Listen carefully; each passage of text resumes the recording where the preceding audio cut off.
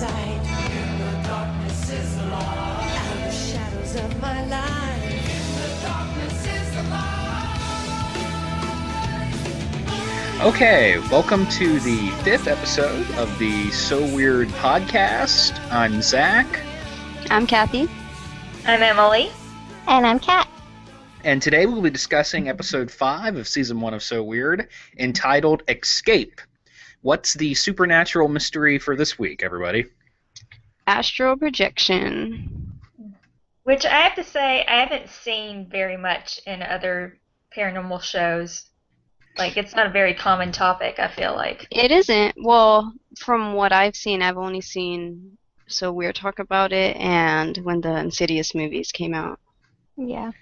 It shows up a lot. It shows up a lot in comic books.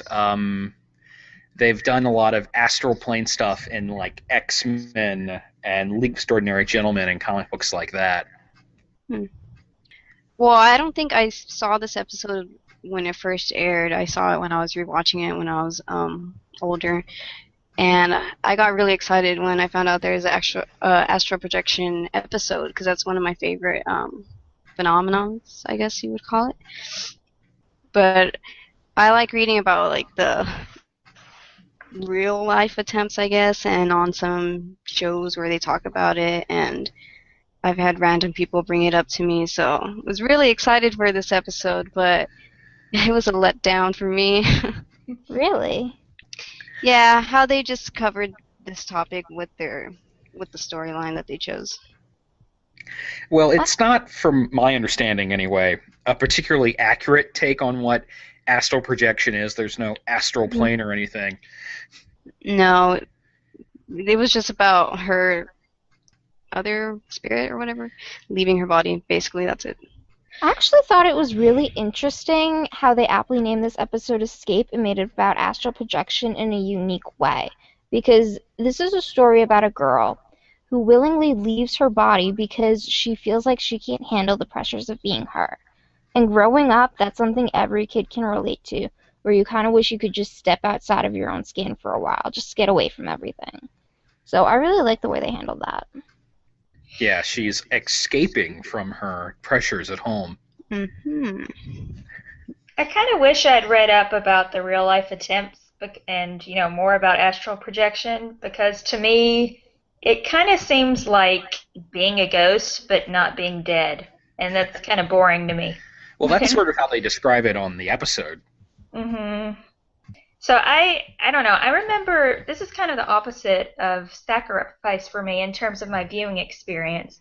I remember this episode airing a lot as a kid, or at least seeing it a lot for some reason, and really liking it. But on rewatch, I don't enjoy it very much at all. It's one of my least favorite episodes from season 1. So why is that?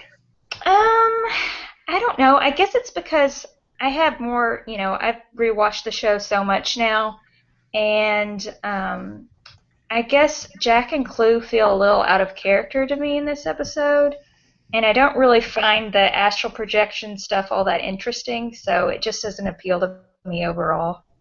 Now, I love the idea of astral projection, but I agree with you on Jack and Clue. I really didn't like their subline with them fighting over Claire. I thought that was a little, weird, not very interesting. They're a little girl crazy in this one. Yeah. Yeah. I also really appreciate, though, how Eric Von Detten was such a teen heartthrob at this time, only So Weird never uses that to their advantage. They never try to capitalize that, and I love that about this show. Nobody's turned into eye candy. Well, this is slightly off topic, because I don't know if anybody else remembers that, but Eric Von Detten was on another show after, I think it was during his hiatus from So Weird, and it aired, I think, on ABC's TGIF. It was very short. What was it called? Odd Man Out? Odd Man Out, okay, was that it? It only ran for a think season, so. I believe.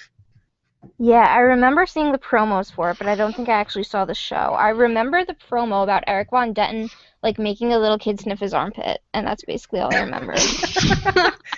Well, I know it was on after he had been on So Weird because I recognized him from this, and I at the time just watched everything that was on TGIF. I even remember Teen Angel and what was it? You Wish, all these really bad shows that were on there from time to time.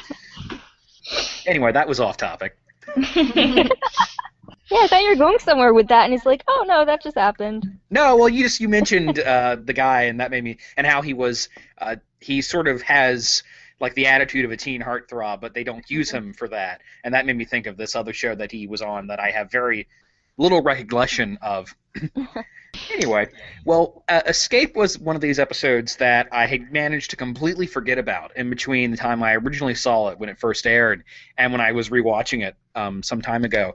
And when I was watching it for the first time in years, I just had it's something that I experienced a few times while rewatching So Weird. I had that wave of nostalgia, like, oh man, I remember this. I'd completely forgotten this existed, but now it's coming back.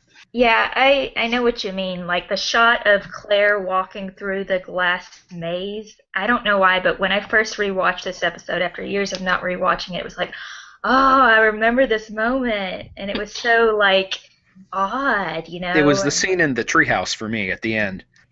But I think it is fair to say that astral projection, as it may or may not exist depending on whatever anybody's opinion on that is, isn't a very cinematic phenomenon, so they had to work a little bit to make it work. And another thing is something people who have out-of-body experiences and things like that report floating above their body and the sensation of being weightless or flying, and you can't really pull that off on a Disney Channel series budget, so they had to go with a cheaper alternative. Being like in the astral realm or world, and they usually talk about like a lot of figures that they see or demons and all that. So yeah, I guess Disney Channel wouldn't want to do that. I actually did have an out-of-body experience once. I'm one of those people who suffers from sleep paralysis. Oh, God, me too. Yeah. Oh my Sometimes gosh. it gets weird. But when I always I say that had I want to experience that because I never have, and I love this stuff so much just to experience. But yeah, I don't hear good things about my it. reaction to be, but when it happened to me, like I could see myself lying down in the exact position I was lying in. I could feel myself like floating up, and then I was like trying to swim back because I had this moment. First it was like, whoa, this is cool, and then it was like, oh crap, how do I get back? I don't want to be stuck out here. My experiences with sleep paralysis are not fun. They were all very upsetting to me. I was a young child, and it's just, you can't move, and you have this intense sense of foreboding around you and above you, and you have the sensation that you're being watched or there's something else in the room, and it's intensely unpleasant. And luckily I haven't had it in years, but those experiences stay with me a lot. There's, to go slightly off topic once again, there's a documentary about sleep paralysis called The Nightmare that I would highly recommend to anybody who's interested in that topic or hasn't experienced it and are curious about how it feels, because it does a good job of capturing that sensation. I second that, and it's also really interesting that most of the people who suffer from sleep paralysis tend to see the same things. Like, I know one time when I had I remember it looked like the door to my room was opening, and there was this dark hooded figure just staring at me and coming closer, and I couldn't Shadow move at all.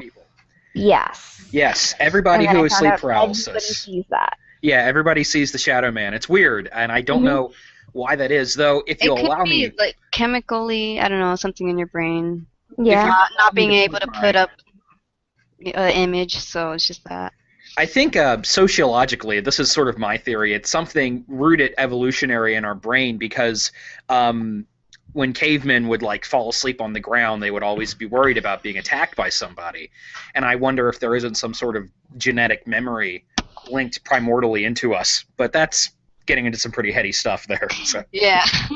Very interesting. But that has nothing to do with this week's episode. They could have done a lot of cool things. Yeah, they make it their own thing. Yeah. Should we start back at the beginning of the episode then? No, let's keep going.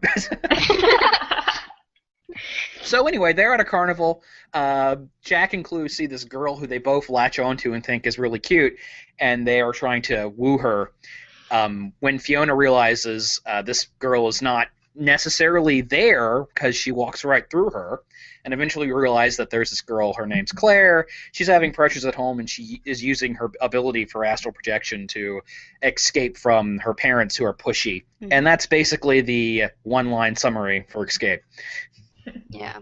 Yeah. Going back to the beginning, when they first see Claire, like, I also agree with Jack and Clue acting out of character, but yeah, they just go Yeah. straight to her, and she doesn't talk, like, the first few minutes that we see her at all. It's just Clue and Jack arguing and trying to outdo each other.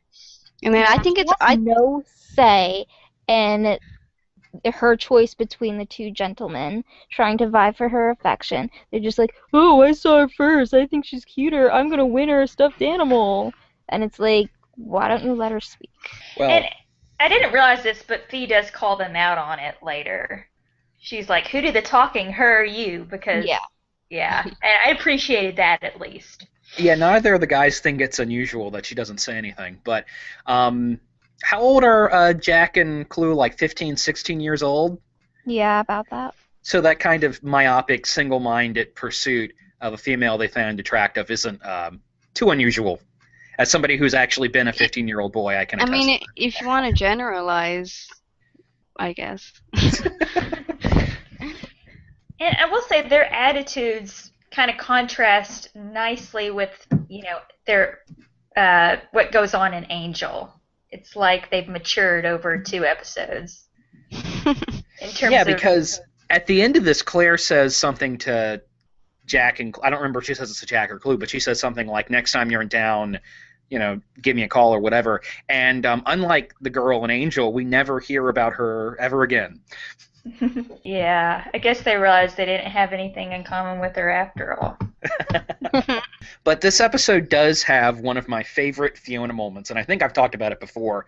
It's just a small moment when Jack and Clue go off to pursue this girl. She's left to explore the carnival on her own, and there's a shot of her on a roller coaster, and it's some dynamite acting from Cara Delizia, because she has a completely straight face. She's on the coaster, her head's getting bounced around. She looks at her wrist as if there's a watch there. I don't even know if there is. But it's just some great comedic acting from her, because I don't know if I was on a roller coaster, if I could keep a straight face like that. So Yes, I love the scenes of Fiona being left on her own in an amusement park, just kind of bored out of her mind, killing time while the guys are vying after Claire. As a younger sibling, I can relate to that so much. When you think you and your sibling are going to go out and hang out and do something fun, and then they end up ditching you, and you're just kind of left there like, hello, I'm still here, let's do something. Yeah. And I think it's funny when Jack and Clue are talking to the girl, Claire, I think Jack says, "Oh, a girl shouldn't be alone at the carnival," and then Clue's like, "Isn't that what you did to Fee?" Yeah. Like, jeez. Now, one thing I do like, I think Kat was mentioning this earlier, is how the episode sort of uses a paranormal topic as a way to explore a more grounded, emotional feeling that many people in this age group would feel. Every teenager has pressures in their life that they wish they could just escape from and get away from. I mean, Yeah. I did anyway. We see a little bit of her parents, and I think they're asking about why the guidance counselor said that she's falling asleep, and they just ask, "Is that why your grades are going or not that well?" I think instead of asking like, "Well, what's going on?" And I think she talks about also why she does it, and that's just, she says when she was a kid, she would go to the treehouse to just get away from like all the private lessons and the tutors and all that. So it seems like they're just really pushing her to be this like overachiever, roundabout girl.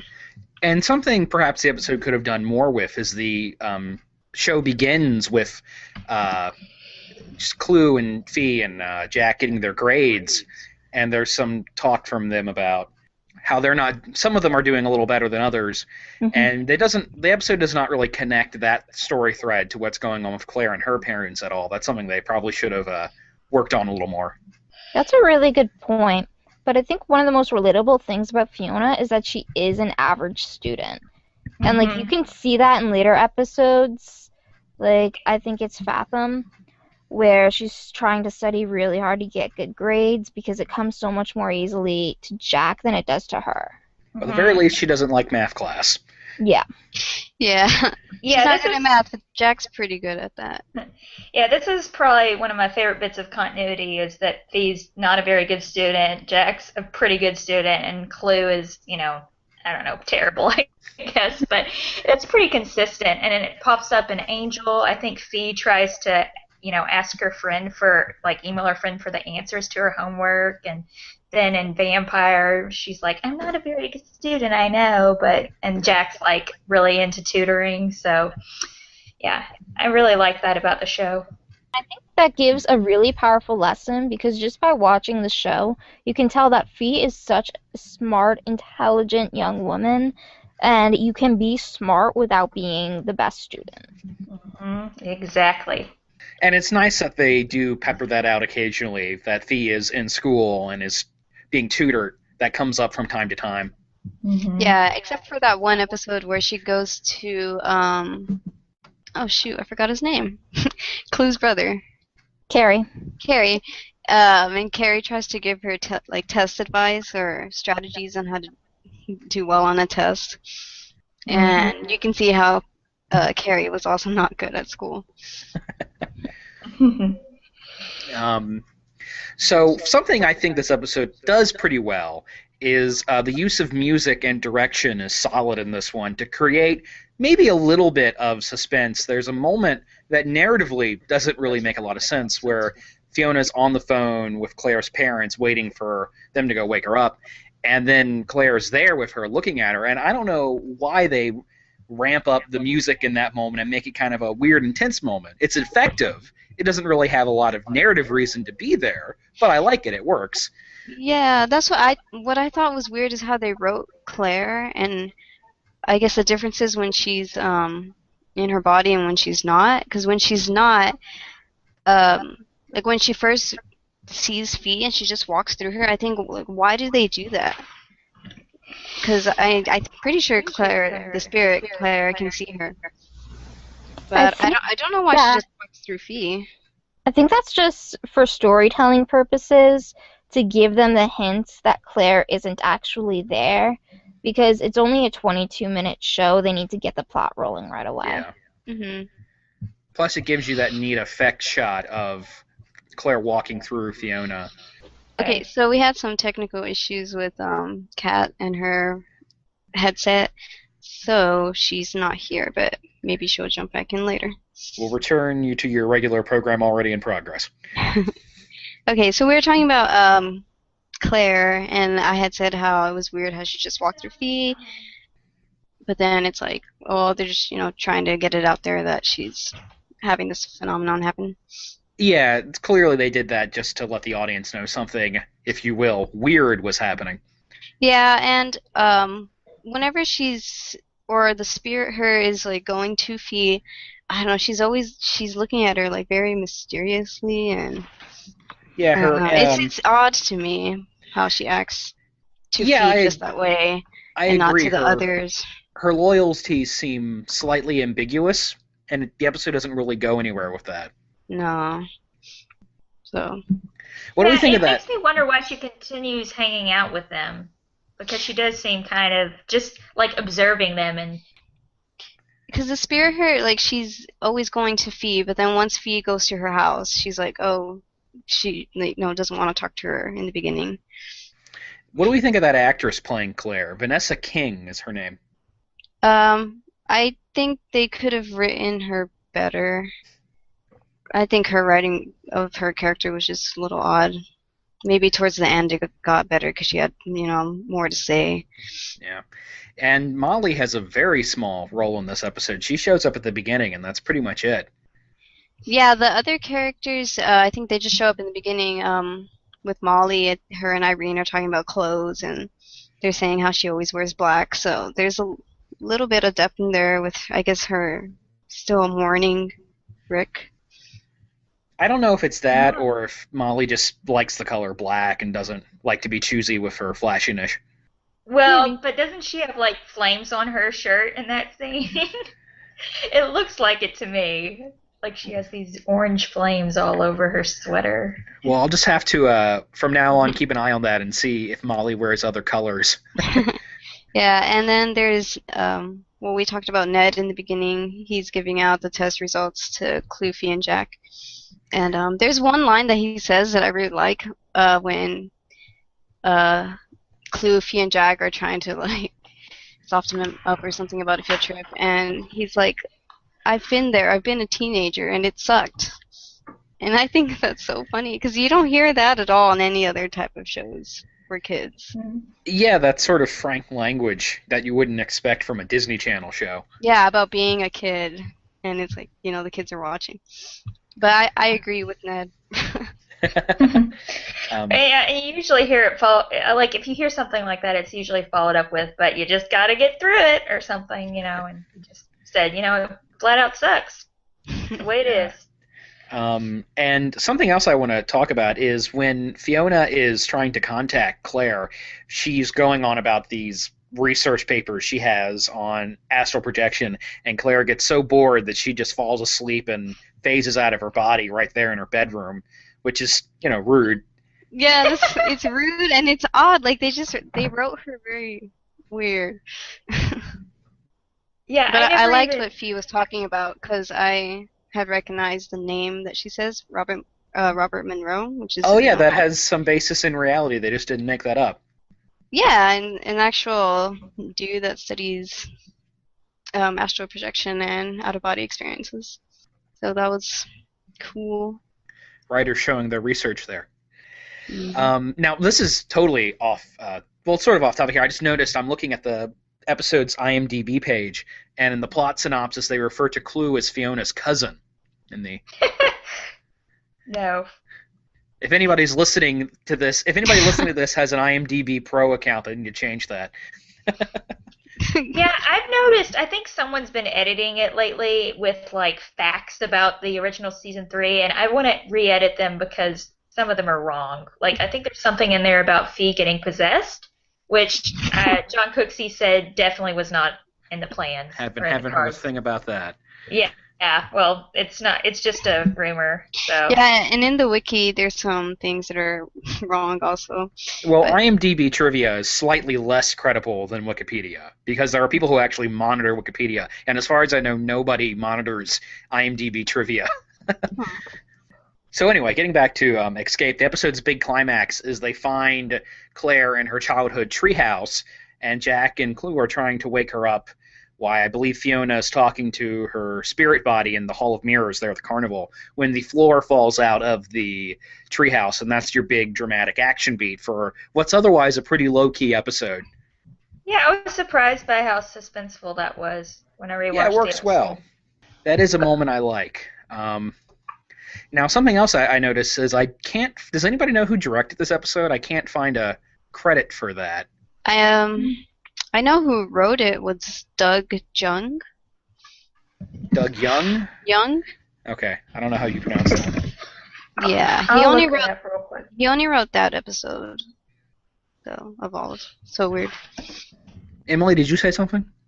I was gonna look it up. I think they list all the episode's directors on Wikipedia. Well, I'm looking at IMDb, and I don't see a director's credit for this episode. But the reason I bring it up is I think the direction for this one is pretty solid, and I think that's why the suspense that's in here works well, even though the script probably could have used another draft. It's written by Charles Wilkinson.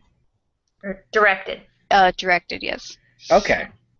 Who also directed Website, looks like. Okay. All right. I'm glad we figured that out. That's something else. Okay. This hypothetical listener with an IMDb Pro account needs to add that too. Yeah, I look at the wiki for So Weird because they have all the episodes listed with the writing and the director and the air date and production date. Okay. Yeah, I think there were a few visually interesting moments in this episode, I guess. Like, I really like the glass house scene for something. It's really, like, I don't know, surreal, I guess.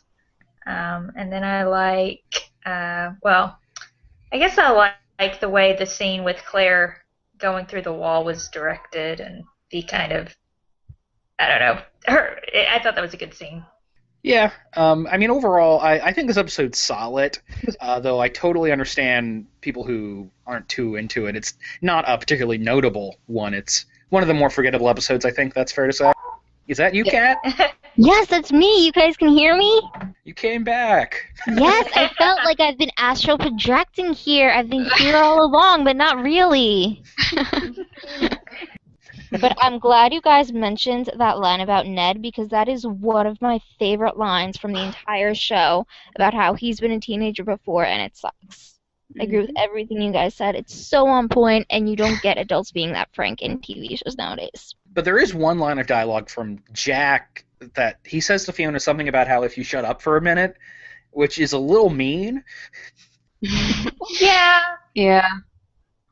I That's didn't a really typical get it Jack, either. though. They say that line in Will Will o' o' the the Wisp. Wisp. So whenever he says it, like, I always think of that episode too.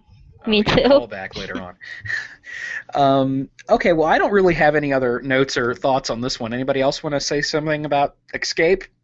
There's this one, something that Clue says. It's like a not intentional line, but when they're walking to Claire's house, I think he sees someone on the sidewalk and he says konnichiwa to them. Yeah, I noticed that too. And I don't know why why did they write that in? I don't know.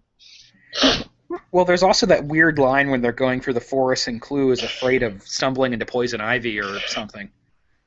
Yeah, that was one of the things that made me laugh this time. I think the humor sometimes doesn't work very well on this show. Technical difficulties. At Oh. it again. First you were having problems, and now I think we've lost Emily. I think her mic died or something. It's contagious. Yeah. Well, you have anything you want to say about Escape, Kat?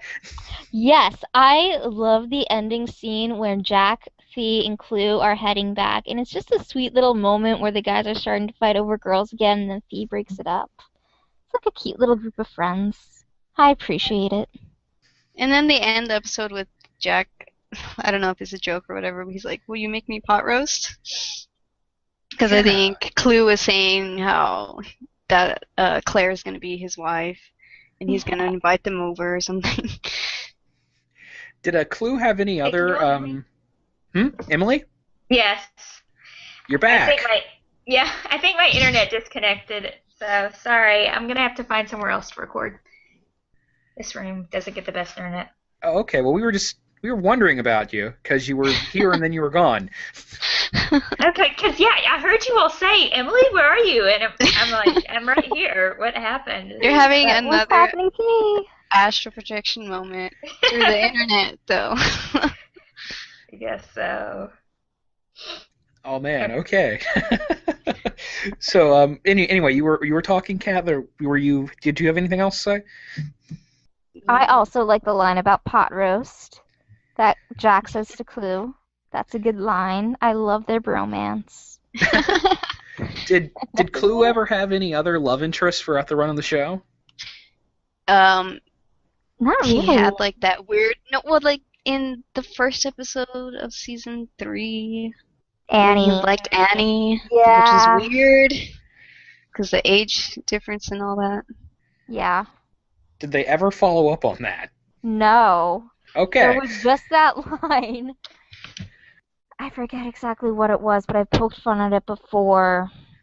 And Jack mentioned it too, where he was like, oh, did he use that line on you? And Annie and Fee exchanged glances. And Clue was like, oh, well, sometimes you gotta play hurt, because he wanted to get close to Annie. Yeah. That was just weird. Yeah. Well, okay. Does anybody else have any thoughts about Escape? Just that, I mean, I personally didn't like it. There's too many scenes for me that I rolled my eyes at, along with Fee. I mean, I know they're supposed to be like that, but I particularly just don't enjoy them at all.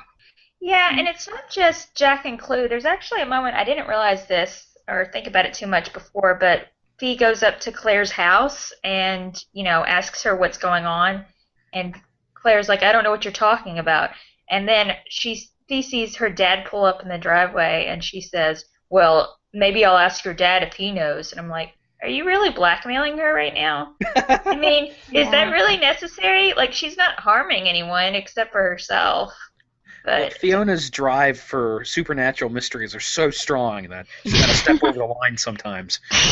yeah, that was like so unnecessary, I thought. But yeah, mostly it's the stuff with Jack and Clue that really irritates me with this one. I do kind of like that it's set at a carnival, and unlike a lot of time with supernatural shows when they're set at carnivals, the carnivals are like really fantastic or something, fantastical, and there's something spooky going on within the carnival, and so I kind of appreciated the normal take on a carnival. Yeah, in this isn't the spooky carnival episode of So Weird. That comes later. The one called Yeah. Carnival? Yeah. Yeah. They switched it up there, but so I liked that aspect of this episode too. It's not one of my favorite episodes of So Weird, and I think I like the premise and the idea behind it about how everybody has that need to escape from themselves better than I like the actual episode itself, if that makes sense. Yeah, I agree that the script is a little shaky there. Like I said earlier, I think it feels a bit like a first draft at time, and it could have used another polish. But I think there are other things about this episode that work for me, and it sounds like I like this one a little bit better than you guys. Well, let me see something real quick. Oh, you know what? I just looked at the production codes on Wikipedia, and this episode was second. That makes a lot of sense. Well, that would explain why the characters are a little underdeveloped. Yeah, Yeah. There you go. There you go. I did not know that. me neither. You learn something new every day.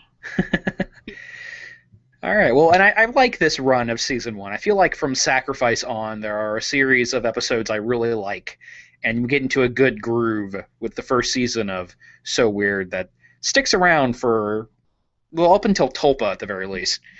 Oh, I love Tulpa. I can't wait till we get to review that.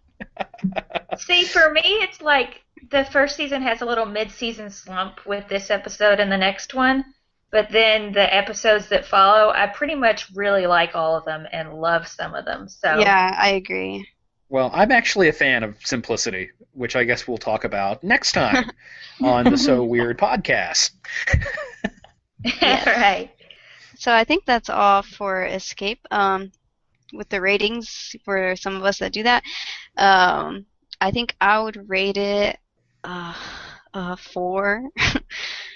And I gave it points because I like astral projection. But maybe that's about it. I think I'd give it more of a 5. Because I like the astral projection aspect too. I also love the special effects that we talked about earlier with Claire walking through Fee, but it kind of lacks character development wise. I've got it sitting at a 7, which seems a little high, but it's a low 7. It's a 7.2. Whoa. Okay. Yeah. C minus. Sounds good to me. Me too. As a teacher, that's what I would give it as well. Cool. So we got some comments, I think about 3, so I'll go ahead and read those. Okay, so we got a comment on our first episode of the podcast from Kenisu3000, and they said, one of my favorite moments in the pilot is the shot with the wheelchair. That has to be a reference to The Changeling, my favorite horror movie, which also has to do with a child who died by drowning. I Oh. don't remember a scene with a wheelchair in I Family do. Reunion. I've seen The Changeling, I know that, but I don't remember the wheelchair I in think- that episode. It's the wheelchair that like falls down on the deck when it goes like up Titanic style. Yeah. I think that's the shot that they're talking about. Yeah. I'll have to rewatch that. I should have. I'm familiar with the movie, I just don't remember that moment. I'll have to give that another look. Do you like the movie? I haven't seen the movie. Oh, The Changeling's a classic, definitely one of the best haunted house movies. And it stars George C. Scott, whom I love. Is one of my favorite actors. Okay, yeah, so thanks for that rating. The comment. So we got another one on our third episode for memory from Alona Gutman. And I'm sorry if I say the names wrong. She said, I really like this episode. I think the slow build is something I appreciated as kind of unusual for a kids show, and it gave the episode time to build a little more on the relationships between Fee and Jack and Clue. I thought they had some cute moments, and Jack's truce with Fee at the end that if he agreed that something had happened, she could take a break from pursuing the truth and just enjoy the pool was a great moment in the early series. The episode is pretty high on my list. I really liked all of the Alien episodes in the first 2 seasons about equally. Thank you for doing these. I hope they continue. Oh, that's a great comment. Thank you. That's very nice. Yeah, that's one of my favorite Jack and Fee moments too. Is as corny as it is, I don't know, it really hits home for me. And for the same reasons that she said. Yep. The sibling stuff was always good on So Weird. Usually. Yeah, their relationship is like my favorite relationship on the show. So Definitely. Okay, and then on our previous episode, Sacrifice, we got 2 comments from the same person called E Street Band Fan 1. They said, "Thank you so much for posting these. I listened to these at work today, and oh my gosh, they're awesome. I hope you guys keep on making these as they provide great insight to the episodes. I can't wait for you guys to start getting backstory episodes. I decided to watch it for the first time from the beginning in years, and it's just so awesome, but a shame Disney ruined what could have been an epic season 3. Oh. And then their second comment says, "Also, one thing you guys could easily discuss for the next one, or even in Will the Wisp finale, is that there should have been a flashback episode to Rick's last day. They could have easily flashed back to the events leading up to his death, even an appearance by Brick Crew. They could have had Jack and Molly remembering the day as if it could be the anniversary of his death or something. They could have easily not have Kara if it was made after she left, as Fee was a baby anyways when he died." Okay, interesting ideas. Yeah, that's a really cool idea and one I never thought about. Like, I was trying to come up with a way, and I did on the forum, I posted it, a way that they could have continued some of the storyline in season 3 without Kara, and that's a really interesting way that they could have at least explained Rick's death. But I agree. I think they could have done that because Kara really didn't need to be there. Yeah, to this day, I don't understand why they dropped all the other character arcs and storylines when Fiona left the show. That's one of the many things that frustrates me about season 3. Yeah, I had also never thought about how they could have, closed everything with Rick. But yeah, that's a really great idea. And now I'm sad again because I really wish they could have done that now. And yeah, they didn't need Kara for that. Alas. You could just have a baby, fake baby. But yeah, I don't know how that would tie in though with like Annie or all them. She could be on I don't know, vacation or something, like how Fee's not there for like one episode. And considering Disney wanted season 3 to be softer, building an episode around a character's death is something they probably would not have been cool with. Yeah, I think you're right there. Though the season 3 does touch on death in a few ways, but yeah, it's definitely not in the darker way that seasons 1 and 2 do. I hope we don't dogpile on season 3 too much. Yeah. I'm going to try not to. For the potential Annie fans in the audience, we're sorry. Yeah, I do for my blog. Like, I keep season 3, bashing out of my blog, but on here, it's just hard to keep my lips sealed. So. Well, when I was doing my watch through of the series and reviewing the season 3 episodes, I always give my honest opinion, and they were mostly negative for that season. But I don't want to hurt anybody's feelings. I don't want to rustle any jimmies. Same. I mean, we are talking about our opinions on the episode, so can't really blame you guys. But I also don't want to exclude fans that do like that season. Oh, which reminds me, maybe I could discuss the top 5 So Weird episode survey that I had. Oh yeah, mention that. Okay. Yeah, maybe I'll just mention it on here. So, on my blog, I told everyone who was following me, and I think Kathy sent the link out to my survey. on a few other platforms. I just asked everyone what their top 5 So Weird episodes were, and the results were pretty interesting. The top 5, or actually the top 6 episodes that were in the most top 5 submissions were Rebecca, Will o' the Wisp, Banshee, Angel, Strange Geometry, and Twin. So there you have it. And if you want to see the full survey results, they're on the forum, and maybe we can put a link down in the description box below so people can check it out. Yeah. Any votes for Escape in the poll? Good. Yes, 1 vote. So it's somebody's favorite. Yep. Yeah, I said in the group chat that I was not surprised in the least that Rebecca was the unanimous #1 favorite. Well, it's sort Yeah. of. It's in most people's top 5s. It doesn't necessarily mean it's the most people's favorite episode, but I think it's great that, at least half of the fandom, appreciates it for, like, how great it is. It's just a great episode. It's my favorite, so Yeah, I'm looking forward to talking about it. It's my #1 too, and Banshee, Angel, and Strange Geometry were all in my top 5 as well. So Yeah, I think I voted for Rebecca, Strange Geometry, Twin, and I don't remember the other ones. I thought I voted for Nightmare for sure, but I guess I didn't.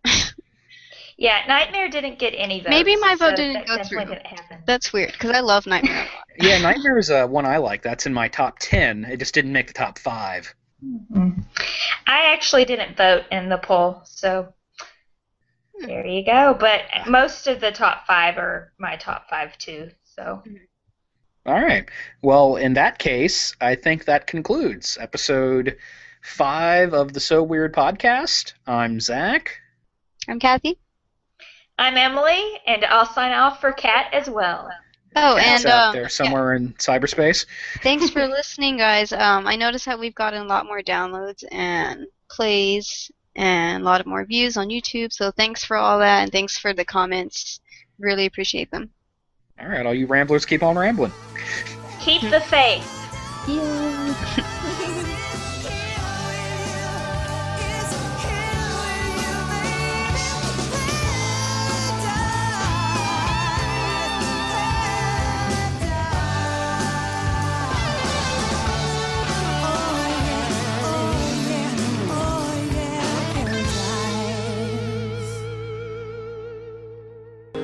Will you make me pot roast?